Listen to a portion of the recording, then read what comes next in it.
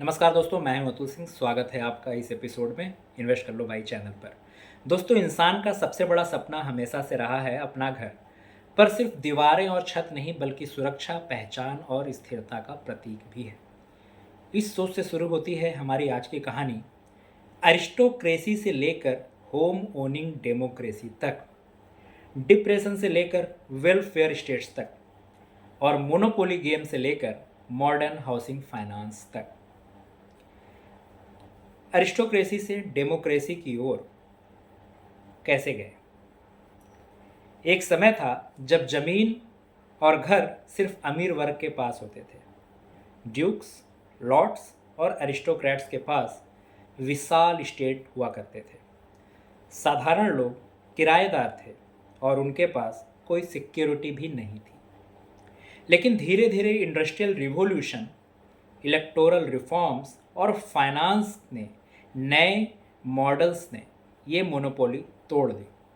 अब property ownership का सपना कॉमन मैन तक पहुंचना शुरू हुआ। होम ओनिंग डेमोक्रेसी ये कैसे आई? अमेरिकी सपना।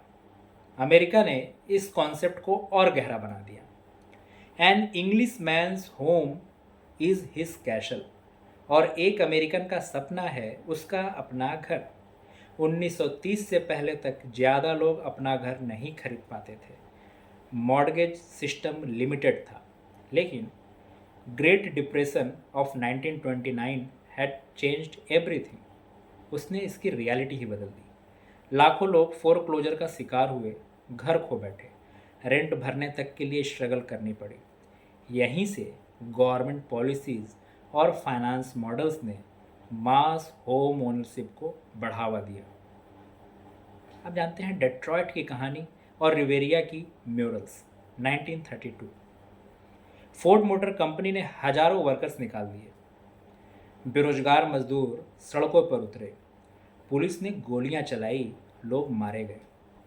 इसी समय मैक्सिकन कलाकार डियागो रिवेरा ने डेट्रॉयट के ऑटो फैक्ट्रीज की भव्य म्यूरल पेंटिंग्स बनाई। उसने दिखाया मशीन्स और वर्कर्स के बीच का रिश्ता, रेस और क्लास का संघर्ष और कैपिटलिज्म की ताकत। ये म्यूरल्स आज भी याद दिलाते हैं कि घर और रोजगार दोनों इंसान की डिग्निटी से जुड़े हैं। फिर आया सेफ एज हाउसेस और मोनोपोली गेम। इंग्लिश फ्रेज है सेफ एज हाउसेस, यानी घर खरीदना सबसे सुरक्षित इन्वेस्टमेंट। यही सोच ने मोनोपोली जैसे खेल को जन्म दिया। चार्ल्स डैरो ने बोर्ड गेम डिजाइन किया। प्रॉपर्टी खरीदना, बेच देना, रेंट कमाना। यह गेम इतना फेमस हुआ कि पूरी दुनिया में फैल गया। लेकिन असली दुनिया में प्रॉपर्टी इतनी आसान नहीं। प्राइसेस बढ़े, लोन्स महंगे हुए और मिडिल क्लास स्ट्रगल करती रही। 1975 से 2006 के बीच यूके के हाउस प्राइसेस 15 गुना बढ़ गए।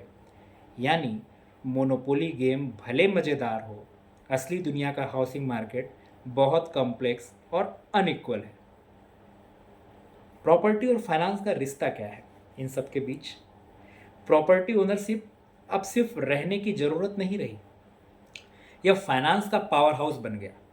Mortgage backed securities, housing finance companies और बैंक्स ने घरों को एक फाइनेंशियल प्रोडक्ट बना दिया।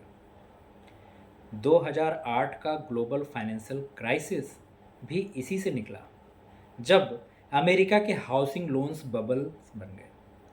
इसने हमें सिखाया कि घर सिर्फ ईंट और पत्थर नहीं, बल्कि फाइनेंस और रिस्क का ग्लोबल नेटवर्क है। तो दोस्तों, इस लंबी यात्रा से 3 बड़े लेसन्स निकल कर आते हैं। पहला, घर इंसान की डिग्निटी और सिक्योरिटी का प्रतीक है। दूसरा, फाइनेंस से घर करना कितना मुश्किल होता है।